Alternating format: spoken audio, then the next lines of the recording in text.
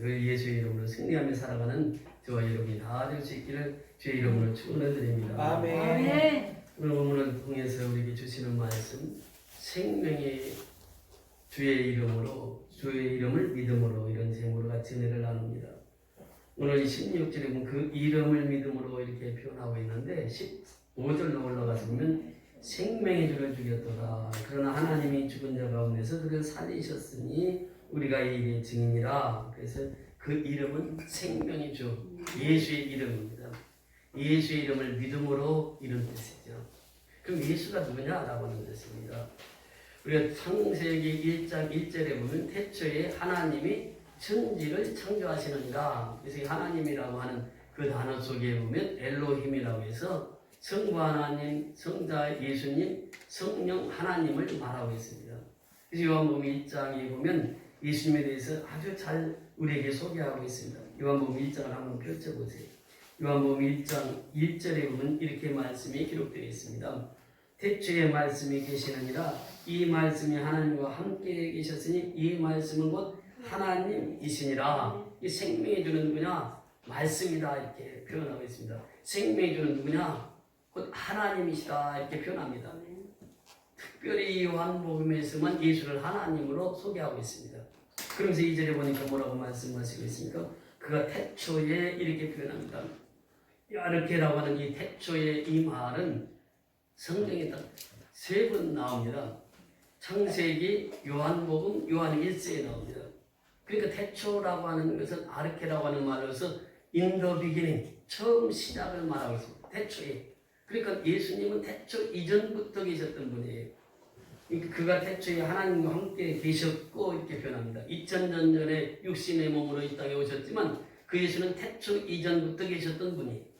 그러면서 3절에 소개하기를 만물이 그로 말미암아, 누구로 말미암아? 생명의 주 되신 예수로 말미암아 지은 바 되었으니 지은 것이 하나도 그가 없이 얻은 것이 없느니라. 그러니까 예수님은 창조주 하나님이심을 우리에게 말씀해 주고 있습니다. 예수님을 통하지 않고는 하나도 지은 것이 없다라고 하는 것이, 이 모든 천지 만물이 예수님을 통해서 지어졌다 이렇게 표현하고 있습니다. 그러면서 4절에 보니까 그 안에 무엇가 있으니? 생명이 있으니. 예수에는 생명의 주입니다. 그 안에 생명이 있으니 이 생명은 곧 사람들의 빛이라 그래요. 그러면서 예수님은 빛이라고 말합니다. 사람들의 빛이 되신 예수. 그러면서 이 빛에 대해서 5절에 또 말씀하십니다. 빛이 어둠에 비추되 어둠에 깨닫지 못하더라. 7절 내려가서 보면 그가 증언하러 왔으니 곧 이 빛에 대하여 증언하고 모든 사람이 자기로 말미암아 믿게 하려 함이라. 그러니까 예수님은 하나님이시요, 예수님은 말씀이시요, 예수님은 창조주시요, 예수님은 빛이시요, 예수님은 생명이시다. 이렇게 소개를 하고 있습니다. 이 생명의 주를 그렇게 소개하고 있습니다. 그러면서 더 나아가서 예수님을 뭐라고 소개하고 있느냐 하면 하나님의 어린 양이라 이렇게 소개하고 있습니다. 그 29절로 내려가서 보면요, 1장 29절에 보면 이튿날 요한 예수께서 자기에게 나오심을 보고 이르되 보라 세상 죄를 지고 가는 하나님의 어린 양이로다. 하나님의 어린 양 이렇게 표현합니다. 그러면서 36절 내려가서 보면 36절에서도 또 말씀하십니다. 예수께서 건의심을 보고 말하되 보라 하나님의 어린 양이로다. 그 생명의 주는 하나님의 어린 양이라 이렇게 소개하고 있습니다. 34절에 보면 내가 보고 그가 하나님의 아들이심을 증언하였노라 이렇게 표현합니다. 하나님의 아들로 표현하고 있습니다. 그러면서 49절에도 하나님의 아들로 표현합니다. 나다넬이 대답하여 납비여 당신은 하나님의 아들이시여 당신은 이스라엘의 임금이로소이다. 이 생명의 주는 하나님의 아들이심과 동시에 이스라엘의 임금이다, 이스라엘의 왕이라 이렇게 표현하고 있습니다. 그 성경의 이 요한복음 1장에서만 이렇게 표현하고 있습니다. 그러면서 51절에 보니까 또 이르시되 진실로 진실로 너희에게 이르노니 하늘이 열리고 하나님의 사자들이 인자 위에 오르락내리락 하는 것을 보리라 하시니라. 인자, 즉 사람의 아들로 이 땅에 오셨다. 그래서 예수님은 인자, 사람의 아들이심과 동시에 하나님의 아들로 이 땅에 오셨음을 밝히고 있습니다. 요한복음 1장 14절로 올라가서 보면 14절에 이렇게 말씀하십니다. 말씀이 육신이 되어 우리 가운데 거하심에 우리가 그의 영광을 보니 아버지의 독생자의 영광이요 은혜요 진리가 충만하더라. 그 예수님의 본체입니다. 사람의 아들로 이 땅에 오셨어요. 육신을 입고 이 땅에 오셨습니다. 2000년 전에 육신을 입고 이 땅에 오신 그 예수, 그 말씀이 육신이 되어 예수가 육신을 입고 이 땅에 오셨다라고 하는 것이죠. 우리 가운데 거하심이, 그래서 2000년 전에 오신 예수를 말하고 있습니다. 우리가 그의 영광을 보니 아버지의 독생자의 영광이요 은혜와 진리가 충만하더라 이렇게 표현하고 있습니다. 그래서 이 생명의 주에 대해서 요한 사도는 이렇게 구체적으로 우리에게 말씀하시고 있습니다. 근데 요한복음 1장 11절에 보니까 그 생명의 주가 자기 땅에 왔음에 영접지 아니하였으나 이렇게 표현합니다. 그러니까 생명의 주가 이스라엘 백성들을 살리려고 이 땅에 오셨는데 또 모든 민족을 살리려고 이 땅에 오셨는데 정작 이스라엘 백성들은 생명의 주를 영접지 않았습니다. 그래서 요한복음 1장 12절에 보니까 영접하는 자, 곧 그 이름을 믿는 자들에게는 하나님의 자녀가 되는 권세를 주셨습니다. 그래서 예수를 믿는 자마다 하나님의 자녀가 됩니다. 유대인이라고 해서 하나님의 자녀가 아니라 유대인이라 할지라도 예수를 믿으면, 예수를 하나님의 아들로 믿으면, 예수를 창조주로 믿으면 그들이 하나님의 아들이 될 수 있지만 유대인이라 할지라도 예수를 영접하지 않으면 하나님의 자녀가 될 수 없다고 하는 것이에요. 그러면서 이 13절에 그렇게 말씀하시죠. 요한복음 1장 13절에 보면은 예수님은 이 땅에 오셔서 이 영접하는 자가 다 하나님의 자녀라고 이렇게 말씀하시면서 13절에 그렇게 말씀하셨습니다. 요한복음 1장 13절에 예수님께서 이렇게 말씀하십니다. 이는 혈통으로나 육정으로나 사람의 뜻으로 나지 아니하고 오직 하나님께로부터 난 자들이니라. 그래서 하나님께로부터 난 자들, 이들이 하나님의 자녀고 하나님의 자녀된 권세를 가지게 된다라고 하는 것입니다. 그래서 우리가 믿는 생명의 주는 바로 이 분입니다. 예수입니다. 예수가 생명의 주라. 그래서 그 이름으로 이렇게 표현합니다. 그 이름을 믿음으로. 그러니까 예수의 이름이 우리에게 얼마나 복된 이름인지 성경은 잘 말씀해 주고 있습니다. 너희가 내 이름으로 무엇을 구하든지 시행하려니 이는 아버지로 하여금 아들로 말미암아 영광을 받으시게 하려 합니다. 내 이름으로 무엇이든지 내게 구하면 내가 행하리라 말씀하십니다. 이것이 예수님께서 우리에게 약속하신 바예요. 예수의 이름으로 구하면 예수님께서 반드시 행하리라고 말씀하시고 있습니다. 그래서 우리가 예수의 이름으로 구하며 살아가는 것입니다. 요한복음 16장 24절에 지금까지는 너희가 내 이름으로 아무것도 구하지 아니하였으나 구하라. 그래야만 너희가 받으리니 너희 기쁨이 충만하리라. 그래서 예수의 이름으로 기도해서 응답받으면 기쁨이 충만하다고 하는 것이 이것으로 우리가 신앙생활을 하는 것입니다. 신앙은 바로 내가 예수님께 구해서 그 응답받고 그 받은 응답으로 말미암아 기쁨으로 살아가는 것. 이것이 신앙생활이라고 하는 것이에요. 그러면서 또 나가서 요한복음 15장 7절에 너희가 내 안에 가고 내 말이 너희 안에 가면 무엇이든지 원하는 대로 가 그리하면 이루리라 말씀하시겠어요. 그러니까 예수 안에서 구하는 것마다 주님께서 다 주시겠다고 말씀하십니다. 지금은 코로나19 시대에 참 어렵고 힘든 시대에 우리가 살고 있습니다. 비대면 예배에서 이제 오늘부터 이렇게 대면 예배로 드리면서 또 이렇게 대면으로 예배를 드리니까 얼마나 기쁘고 즐거운지 몰라요. 사도 바울은 어렵고 힘들 때마다 하나님 앞에 그렇게 기도합니다. 아무것도 염려하지 말고 오직 너희 구하여 감사함으로 하나님께 아뢰라. 그냥 모든 지각에서 뛰어나신 하나님의 평강이 그리스도 예수 안에서 너희 마음과 생각을 지키시리라. 어렵고 힘들 때마다 감사함으로 하나님께 아뢰라고 하는 것이에요. 힘들 때마다 하나님 앞에 기도하라고 하는 것이에요. 힘들 때마다 하나님 앞에 엎드리라고 하는 것이에요. 베드로 사도는요, 초대교회 성도들이 그렇게 어려움 속에 살아갔습니다. 이제 네로 황제는 불을 질러놓고 저 예수쟁이들이 불 질렀다. 예수쟁이들이 불 질렀으니까 예수쟁이들 잡아다 죽여야 된다. 그래서 원형 경기장에 가서 끌어서 사형시키고 죽이고 그러한 시대에 살아가는 초대교회인들에게 베드로 사도는 베드로전서 5장 7절에 통해서 너희 염려를 다 주께 맡겨버려라. 이는 그가 너희를 권고하신다 이렇게 말씀하십니다. 그러니까 힘들고 어려울 때마다 하나님 예수의 이름으로 기도하는 것입니다. 이번 지난주에 은혜기도원에서 말씀 인도하면서 그 목사님들 몇 분이 그 얘기를 하시는 게 나는 어려울 때마다 이 찬송을 불렀습니다. 그러면서 찬송가를 그 애청하는 찬송가가 다 있는 거예요. 힘들고 어려울 때마다 그 찬송을 계속 부르는 거예요. 그 찬송을 통해서 힘을 얻습니다. 그 찬송을 통해서 그 기도의 힘을 얻어요. 그러면서 그 찬송을 통해서 내가 그 고난을 이겨나갔습니다. 그런 고백을 해요. 저도 말씀을 인도하면서 저도 한 가지가 있습니다. 저는 늘 힘들고 어려울 때마다 부르는 찬송이 있어요. 예수의 이름으로. 그러니까 교회에서 좀 성도들이 많이 떠났을 때 그때 제가 하나님 앞에 엎드리면서 기도했던 것이 예수의 이름으로. 우리가 교회가 이제 없어서 길거리에서 예배드릴 때 그때도 역시 그 기도할 때마다 이 찬송을 불렀습니다. 예수의 이름으로 나는 일어서리라. 주가 주신 능력으로 나는 일어서리라. 원수가 날 향해 와도 쓰러지지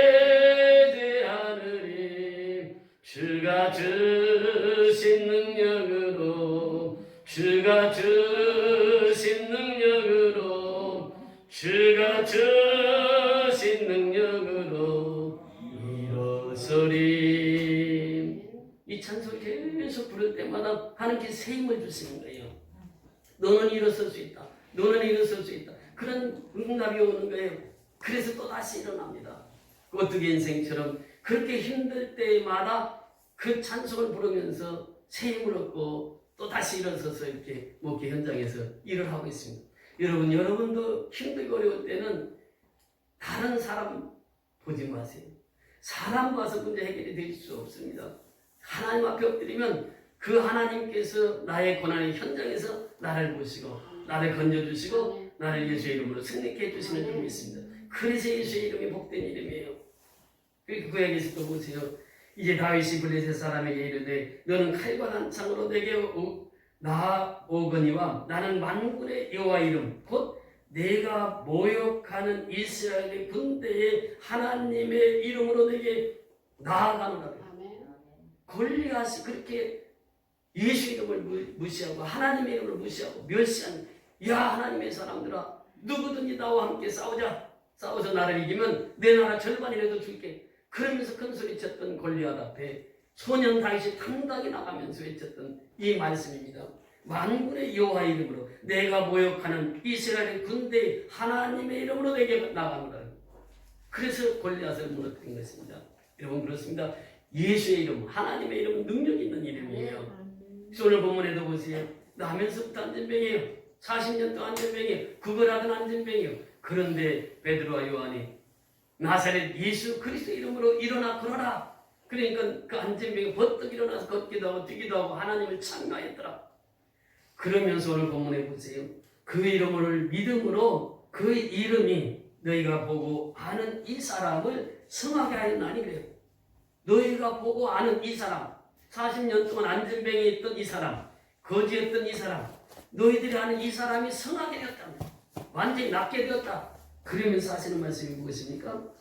성하게 되었나니 예수로 말미암아 난 믿음이 너희 모든 사람 앞에서 이같이 완전히 낫게 하였느니라. 완전히 낫게 하였느니라. 그러니까 생명의 주 이름을 믿음으로 생명의 주 이름 예수의 이름을 믿음으로 이 역사가 일어납니다. 그래서 믿음이 중요한 것이에요.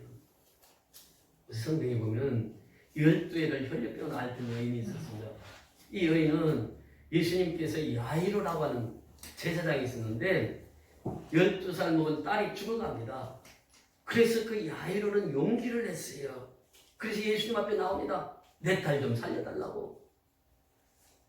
그러니까 예수님께서 갑시다. 그 가는 거예요. 가는 길 노상에서 12애를 혈류병을 앓던 여인을 만나게 됩니다.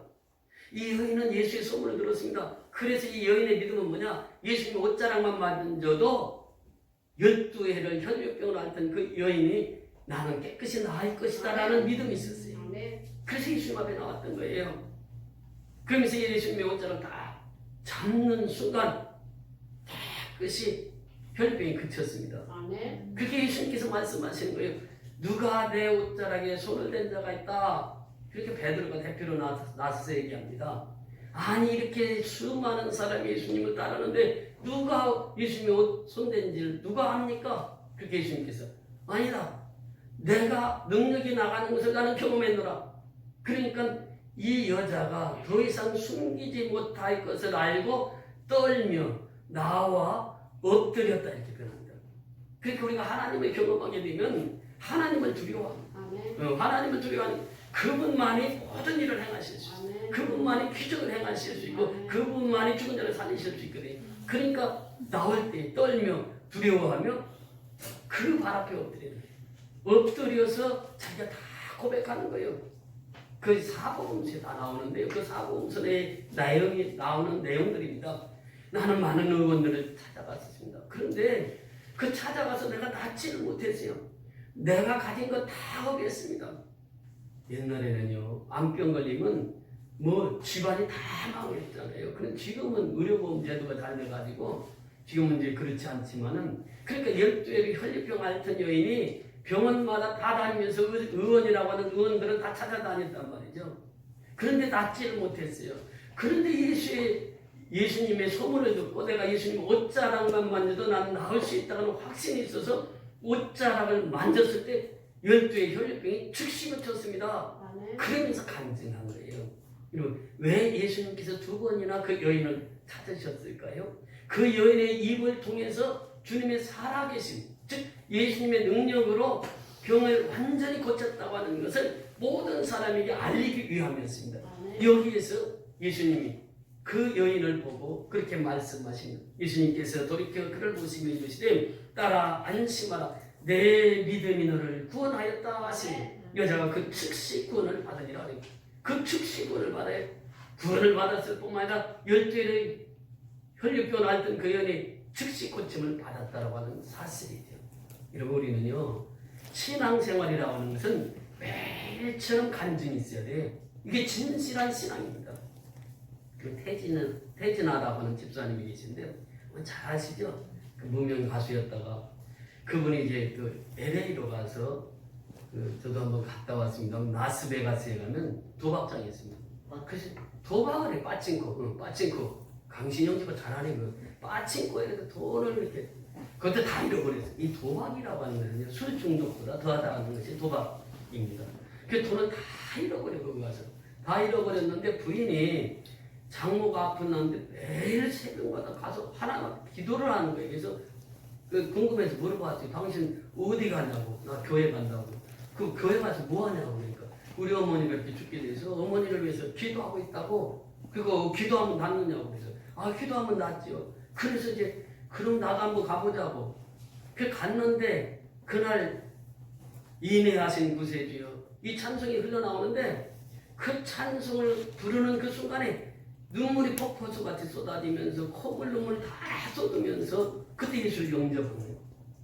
이분이 그 무명 가수로 있으면서 너무 힘들게 살아갈 때 이름이 지금 태진아가 가명이라고 합니다. 그 간증할 때 그래요. 그 태연실이라고 하는 여자 배우가 있는데 그 당시에 최고 미모고 제일 잘 나가는 여배우였대요. 그래서 그 태자를 따고 그 다음에 노래를 자기는 못했는데 그때 당시 남진 나훈아가 그 한국 가요계에 휩쓸고 있을 때 남진의 진자를 따고 나훈아의 아자를 따서 태진아. 그래서 이제 태진아도 그게 떴다는 얘기가. 그러면서 그 예수를 영접하고 나서 그 인생이 완전히 바뀝니다. 그것이 바로 그의 간증이거든요. 예수를 믿고 나서 내 삶이 완전히 변화됐다는 거예요. 그래서 지금도 다니면서 교회 가서 간증하고 사람들 만나면 제가 그 간증 하는 동영상을 몇 번 봤거든요. 이렇게 노래를 하면서 그 간증하면서 자기 노래 간증합니다. 그러면서 아주머니 예수 믿어요? 그때 대부분이 예수 안 믿는 사람들이 예수 초청잔치에 가서 그분을 모시는데 그 자리에서 복음을 전해요. 예수님 영접하세요. 예수님 영접하면 다 같이 될 수 있어요. 그러면서 그 자리에서 영접을 시키는 거예요. 그리고 거기서 다 이름을 적어요. 적어가지고 담임 목사님한테 그거 딱 내립니다. 그러면서 제가 그 간증을 드리고 제가 많은 은혜를 받았어요. 목사도 할 수 없는 일을 자기가 그렇게 다니면서 직접 그 자리에서 그리고 이제 아주머니 나 알아? 그러니까 잘 알죠. 그러니까 내가 나하고 예수님 영접했어. 그러니까 이번 주부터 꼭 교회에 나와야 돼요. 그러니까 대답을 하는 거예요. 그렇게 해서 영접을 시키는 사람들이 몇 사람씩 있을 때마다 그러면서 그분은 간증을 통해서 예수를 안 믿는 사람들, 유행가는 잘 알잖아요. 태진아 노래 모르는 사람들이 어디가 있겠어요. 그 자기 노래 불러가지고 그냥 은혜 받은 사람들은 다 예수님 앞으로 인도하는 거예요. 이 12회를 혈류병으로 앓던 여인에게 이 여인이 예수님의 이름으로 고침을 받고 나음을 입었을 때 그를 간증시키기 위해서 예수님이 2번을 불렀단 말이죠. 오늘날 역시 마찬가지입니다. 내가 살아가면서 신앙의 간증이 없다면 그 예수 잘못 믿는 거예요. 매일처럼 내 삶에 간증이 있어야 됩니다. 이것이 바로 신앙인이란 말이죠. 또 한 번에 예수님께서 이 중풍병자들을 이제 많은 병자들 고치고 있는데 이 중풍병자가 너무 중해가지고 친구들 4사람이 들것에다 싣고 예수님을 찾아갔습니다. 찾아갔는데 사람들이 너무 많이 있어요. 병 고치러 온 사람이 너무 많아요. 그 들어갈 수가 없는 거예요. 앞으로.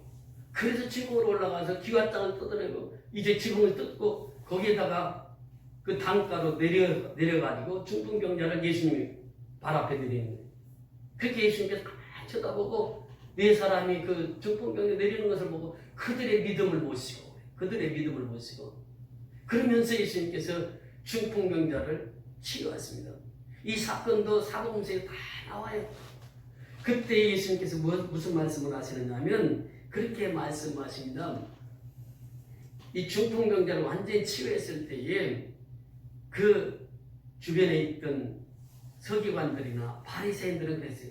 저 사람이 신성모독을 하는구나. 어떻게 하나님의 이름을 함부로 부를 수 있느냐. 그러면서 그렇게 생각하고 있을 때 예수께서 그 생각을 하시고 이르시되 너희가 어찌하여 마음에 악한 생각을 하느냐. 왜 악한 생각을 하느냐. 내가 하나님의 아들이고 내가 그 중풍병을 치료할 수 있는데 왜 너희들은 악한 생각을 해? 사람은요 살아가면서 2가지 생각을 하고 살아갑니다. 악한 생각을 하는 사람이 있는가 하면 선한 생각을 하는 사람이 있어요. 그런데 이 선한 생각과 악한 생각이 내 마음속에 동시에 자리 잡고 있다는 거예요. 그러니까 내가 선한 생각이 가득 차면 악한 생각이 떠나는 거예요. 그런데 악한 생각으로 가득 차면 선한 생각이 떠나거든요. 예수를 믿는다고 하는 것은 악한 사람이 선한 사람이 되는 것이거든요. 악한 생각이 선한 생각으로 바뀌는 것이. 그러니까 생각이라고 하는 것은 센스 감사에서부터 출발이 됩니다. 그런데 이 악한 생각이라고 하는 것은 뭐냐? 그것은 장경동 목사님은 사각이라고 표현해요. 사각. 죽은 생각이에요. 악한 생각. 예. 그러니까 생각이 있고 사각이 있다는 거죠. 악한 생각이 있고 선한 생각이 있다고 하는 거죠. 그러니까 악한 생각을 하는 사람은 왜 신성모독을 하느냐? 그러면서 중풍병자를 고쳤음에도 불구하고 예수님을 비난하고 예수님 힐난하는 거예요. 그러니까 이 세상 사람들은 사각을 하고 살아가는 거예요. 그런데 예수 믿는 사람은 생각을 하고 살아가는 거예요. 생각. 그러니까 선한 생각으로 하루하루를 살아가는 것입니다. 이 중풍병자를 치료할 때 그 말씀을 하시면서 예수님께서 그렇게 말씀하시죠. 중풍병자에게 작은 자야 안심하라 내 죄 사함을 받았느니라. 그러면서 그 중풍병자를 깨끗이 치료하십니다. 예수님은요 그들의 믿음을 보시고 믿음으로 중풍병을 고치는 거예요. 믿음으로 12회를 혈류병을 고치는 거지. 그러면서 한 예를 더 드리면 거지 맹인 바디메오가 있었습니다. 이 바라고 하는 말은 아들이라는 뜻이고 디메오라고 하는 말은 디메오의 아들, 거지, 맹인 이렇게 표현하고 있습니다. 맹인이에요. 그런데 그 맹인이 예수님이 지나간다는 소식을 듣습니다. 소문을 들어요. 그러니까 가서 제일 큰 소리로 다윗의 자손 예수야 나를 불쌍히 여기소서. 그러니까 많은 무리들이 많은 사람들이 얘기를 했어요. 야 눈도 못 보는 주제에 어떻게 예수를 찾냐고.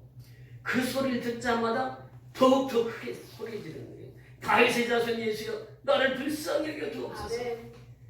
큰 소리로 외치는 거예요. 그렇게 예수님이 가는 발걸음을 멈춥니다. 누가 나를 부르느냐. 그 보니까 눈이 안 보이는 거예요. 그래서 예수님 찾아가서 그래. 네가 무엇 하기를 원하느냐. 그 사람이 원이 뭐겠어요? 그 사람이 소원이 뭐겠어요? 눈 뜨는 거죠. 예수님 나는 눈 뜨고 사는 것이 소원입니다. 그때 예수님께서 말씀하세요. 예수님이 말씀하시기를 예수께서 그에게 이르시되 보라 내 믿음이 너를 구원하였느니라. 내 믿음이 너를 구원하였느니라. 내 믿음이 너 눈을 뜨게 하는 거예요. 이것을 말씀하신 내 믿음이 너를 구원하였느니라 하시니 곧 보게 되어 하나님께 영광을 돌리며 예수를 따르니 백성이 다 이를 보고 하나님을 찬양하더라. 하나님께 영광을 돌리는 거예요.